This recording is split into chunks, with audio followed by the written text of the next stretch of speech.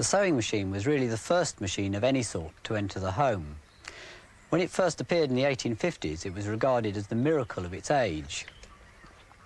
To the people of the time, it must have seemed almost inconceivable that a machine could do such a fiddly and complicated action as sewing, that I find quite difficult enough with both hands and a lot of concentration. Personally, I still find sewing machines quite magical, how effortlessly they work, producing such perfect stitches and without hardly ever tangling up.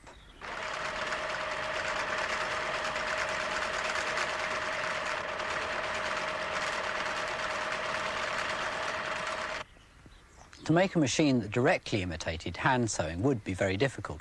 The real secret of machine sewing has been to find a completely different sort of stitch that's more suitable.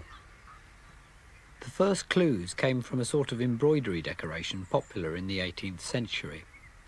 This used the hook needle and formed a so-called chain stitch.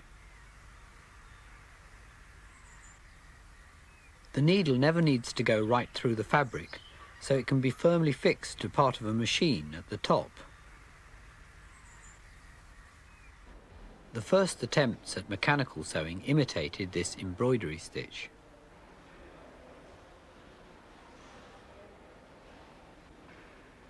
The first patent was granted to Thomas Saint, an English cabinet maker, in 1790.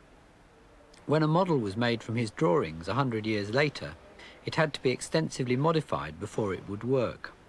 So it's doubtful whether Saint ever actually built one.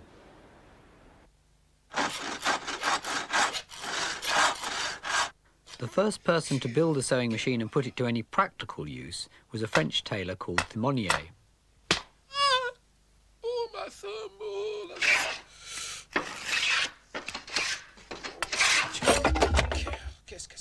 After years of failure, he finally patented a machine in 1830. By 1841, he had 80 machines stitching army clothing in a Paris factory.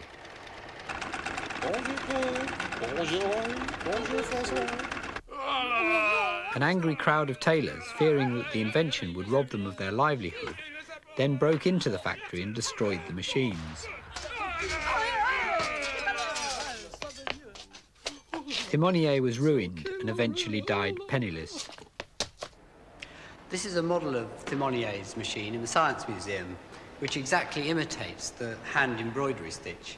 We're having some trouble in making it stitch, but we have got to made it do a few stitches. We're off, I think. Back again. Back again. Okay.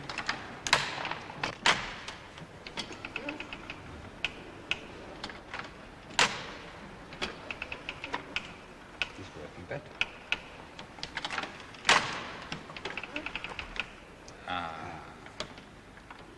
Okay, try and keep it. That's better. We haven't managed to make it stitch very neatly, but even if the machine was properly set up, chain stitch still has the disadvantage that it's very easily pulled apart. Unknown to Thimonier, other inventors were experimenting with a different sort of stitch, lock stitch, using two separate reels of cotton. The machines were more complicated, but the stitches they produced were neater, and they didn't pull apart so easily. The secret of these machines was really the brilliant shape of the needle itself. We've made a giant one here, and you can see the eyes in the pointed end of the needle, and it has a groove all the way up one side that the thread can slip through. Well, with a real needle, if I push it through a bit of cotton and pull it out again, it automatically leaves a loop underneath. And all the machine needs to form a stitch is to pass the second reel of cotton through the loop. The first lock-stitch machine was built in America by an inventor called Walter Hunt in about 1833. It didn't work very well, so he lost interest and didn't even bother to patent it. Elias Howe patented an improved machine in 1845, and despite an initial lack of interest, this then acted as a catalyst to other American inventors, and within 10 years, all the major elements of a modern sewing machine had been introduced. I'm going to try and demonstrate these with this human sewing machine, stitching together two sheets of expanded polystyrene. The needle goes through the material, The bottom bobbin is pushed through the loop, the needle comes out and the stitch is pulled tight, and the material is pulled forward.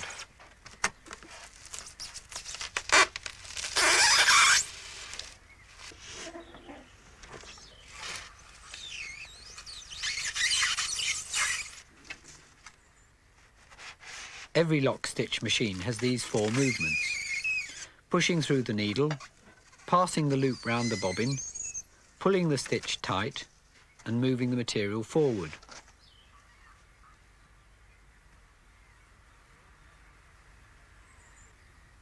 The movements are all connected to the motor by a series of ingenious mechanical linkages. First, the linkage to the needle itself. This is often just a crank, the simplest way to get an up and down motion from a rotation.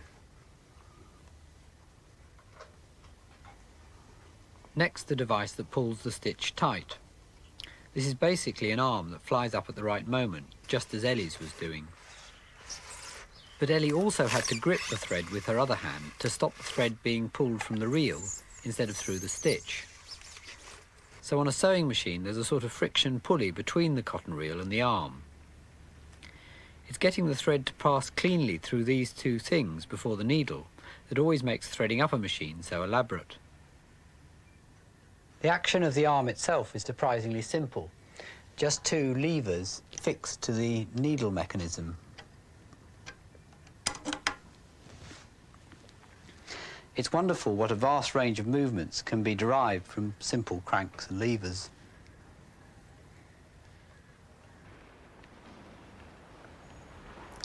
These are some collecting boxes I made for the Science Museum.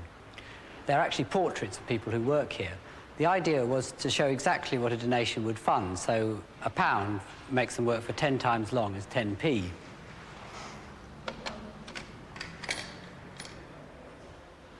This is the curator. He takes the pipe out of his mouth and then scratches his head. If you look inside, you can see the arm is a simple crank connected to a geared motor.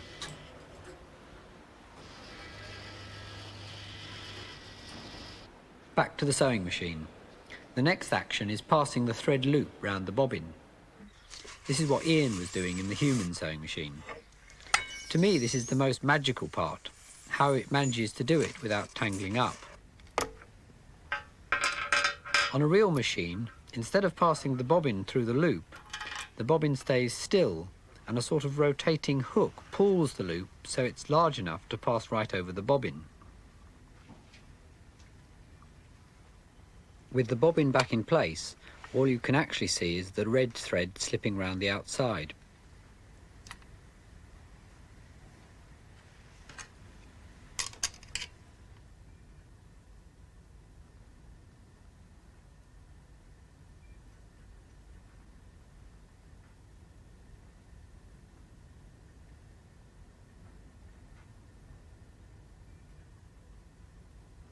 The last movement, pulling the cloth forward for the next stitch, is technically called a 4-motion feed because the toothed metal bit moves forward, down, backwards and up again.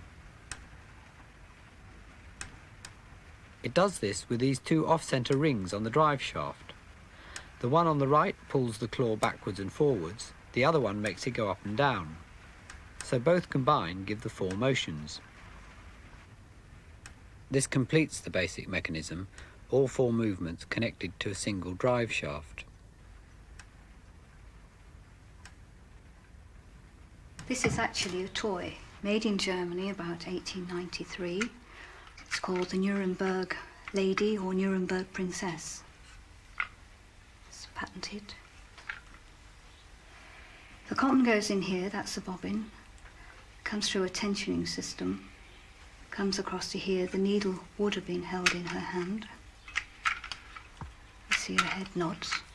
Although it is a toy, it has all the mechanical characteristics of an ordinary sewing machine. I've been collecting sewing machines for about 15 years, and about 3 years ago a few of us got together and decided to form a society to pass on information and share information and find out what was going on. And it is now an international sewing machine collector society, which we shorten to ISMAX, and we have members all through the world: America, Australia, Hong Kong, all throughout Europe. And I just brought along one or two of my machines to show the very different types that are available. That comes from France, Germany, those are America, this is Glasgow, and that one's from Coventry, an English-made machine. And every one is slightly different, the way it developed. Well, a very unusual machine is this little one here. Unlike the rest of the machines, this isn't painted or brightly coloured. It's nickel-plated, looking a bit like a giant stapler. Very nice noise, a bit like a puffer train. Now, there's absolutely no reason whatsoever why this machine should have hands. No reason apart from being pretty. Why somebody should do it, I don't know. It was made in Coventry by a man called Starley, and his trademark was Lady Godiva on a horse. The lion, the beast. It was made by a Glasgow company called Kimball & Walton about 1863-ish. As a sewing machine, it's quite ordinary. It's just a shuttle mechanism. It's just unusual because of its shape. Now, this is a French machine. It's called La Populaire, and it's certainly a very popular machine among collectors. Although it's called, it works on an average system, we always call it the pusher.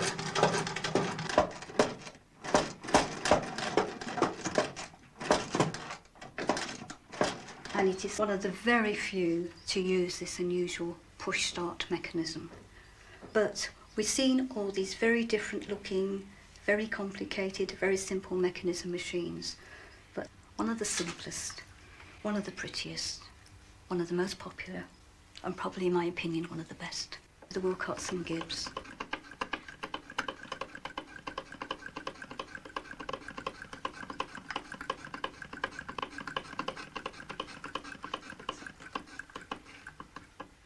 The early machines were all beautifully decorated.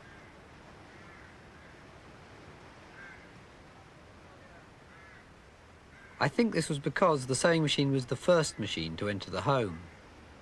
At the time, all other machines were industrial.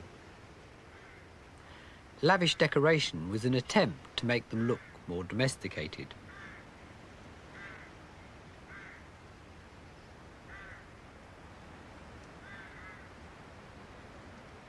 At first, the different manufacturers' machines had very distinct characteristics. But by the 20th century, they'd all started looking more and more alike.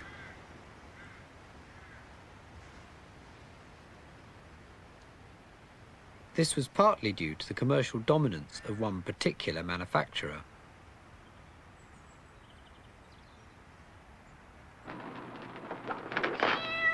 Oh, John, I'm so discouraged. How can I ask anybody to this house the way the furniture looks? Well, it is pretty awful, but I don't suppose we could buy much with our money. Not unless a miracle happens. Ah, there's the miracle. Hurry, hurry, hurry, hurry. Answer that doorbell. That's the first time I ever saw a miracle in a two-pants suit. But it's the Singer Man. He'll send her to the nearest Singer sewing center, and the miracle man turns her over to that miracle woman, the sewing teacher, to you. Just a few simple lessons on the sewing machine, and her house will look so attractive they'll probably sell it at a profit. Now take a look at the finished room with the rest of the girls she's invited over. You don't mean to tell me these draperies, curtains, and slipcovers yourself? How did you ever make them so perfectly? It's a grand color scheme. They must have cost a pretty penny. Only $18.31. What? Say, I wish I could sew like that. But you can, Martha. What's that? The address of the nearest Singer Sewing Center. Get it?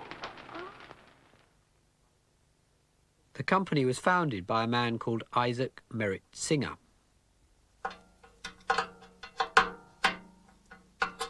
Although Singer was trained as a mechanic, his real love was the theatre. Julie, I've always loved you, honey.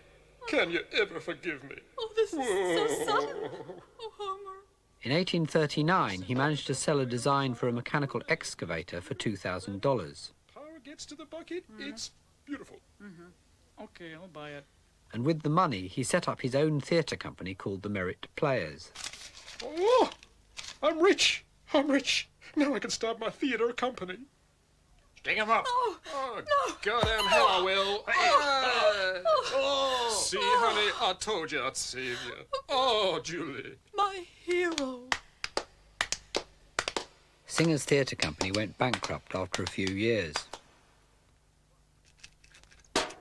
Then, in 1851, he came across an early, unreliable sewing machine. I could do better than this.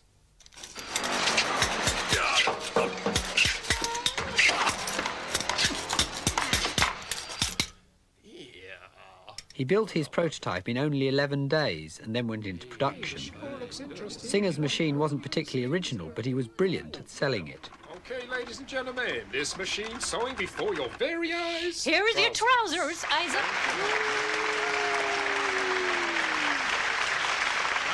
There. Proves they're gonna work. Yep. In partnership with a sober lawyer called Clark, he started the first ever hire purchase scheme.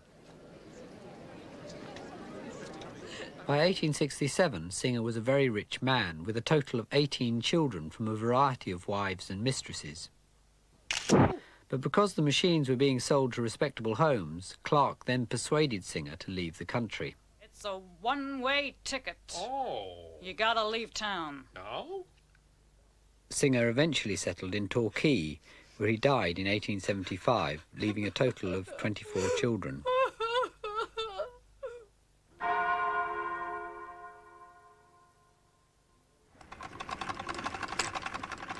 From the earliest days of the sewing machine, attempts were made to find a better way of powering it than just turning a handle. In America, the treadle caught on immediately, because it was a great advantage having both hands free to control the cloth. But in Britain, it was regarded with great suspicion for many years. It was generally thought to be unladylike and rather harmful for the ankles.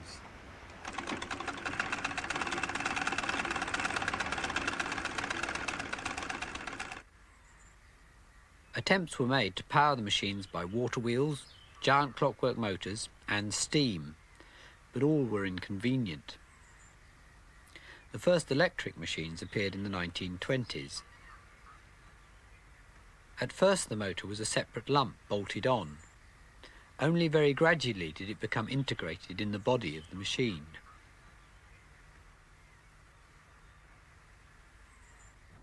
The motor itself is connected by a drive belt. This belt used to be rubber or leather, but on modern machines there's a synthetic toothed belt which has the big advantage that it doesn't slip. They've now replaced belts, gears and chains on many machines, like photocopiers. They're quieter, easier to set up and don't need oiling. A couple of years ago, I made this trick suitcase for a conjurer clown for a stage show. It does several tricks, about 8 of them in all, but the relevant ones today are the fact it can walk off stage entirely of its own accord.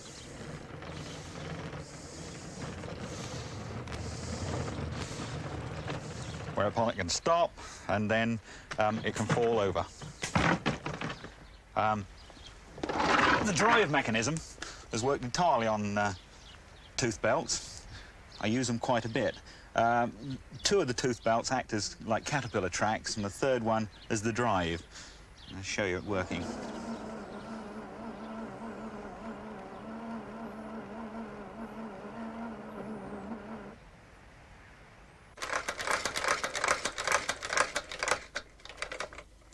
There are limitations to the movements you can get out of simple cranks and levers, so a lot of sewing machines also use cams.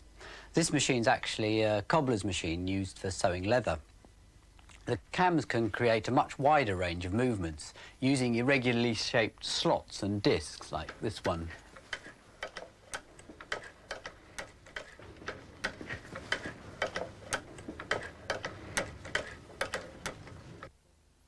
Just like cranks and levers, these have all sorts of uses, and I quite often use them myself.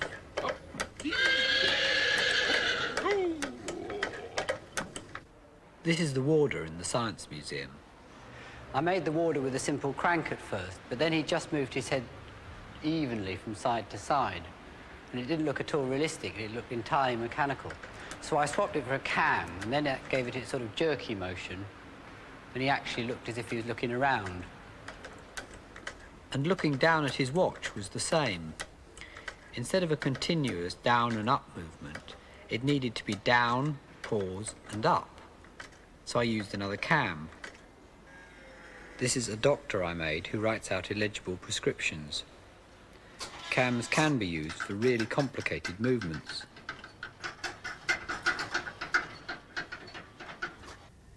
Most modern sewing machines can do a wide variety of fancy stitches. They look a lot more complicated, but there's only one basic extra movement, and that's moving the needle from side to side.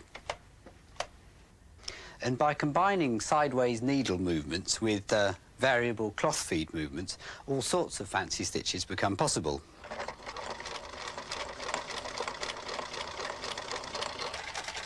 Each stitch has a different cam. If I change to a different stitch, the cam follower moves, and you can see it moving to a different rhythm.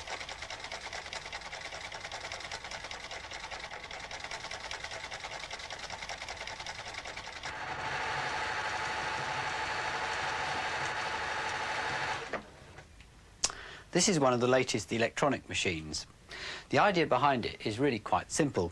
Instead of using cams to vary the needle and the cloth movements, it uses these devices called stepper motors. Each pulse of electricity I send it makes it go round one step. And I can use it to move a lever in just the same way as a cam. I'll try and imitate it over here.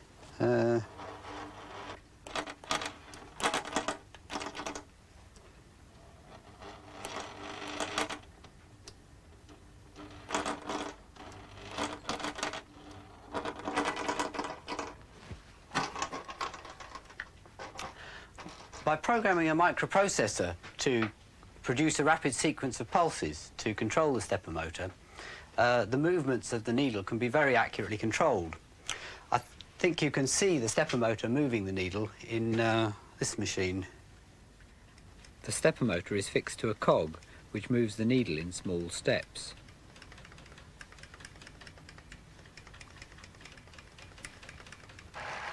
This machine is a FAF.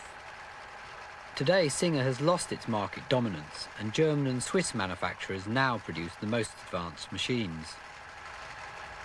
But I'm not convinced that all the electronics is really a good idea in the sewing machine. However good the design, there's still an awful lot more to go wrong than in a basic machine. And I'm not sure that all the fancy stitches are really worthwhile. The service engineers I've talked to say that a lot of people never use them.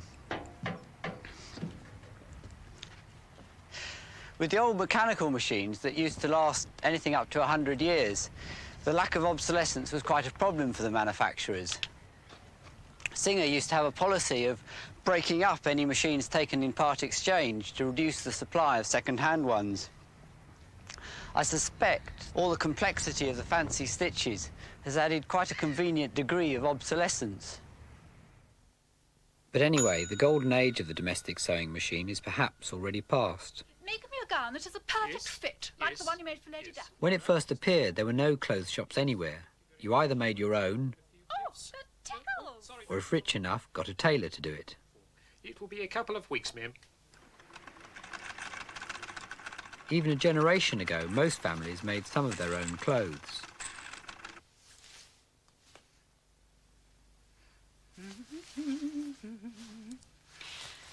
Oh, yes! Oh, it's a dream! But the sewing machine, besides speeding up home sewing, also made the off-the-peg clothing industry economically successful. Yes, I think I really... Home dressmaking is today just a minority hobby, and the home sewing machine has lost its central importance. Bit tight. The old machines were built to last a lifetime. Despite my doubts about the latest ones, they have to some extent carried on this tradition, and mechanically they're still surprisingly well made. I think that to make the machines fast, quiet and reliable, they have to be quite heavy and rigid, and they also have to be very precisely made. And it's really these qualities that make them such wonderfully satisfying machines.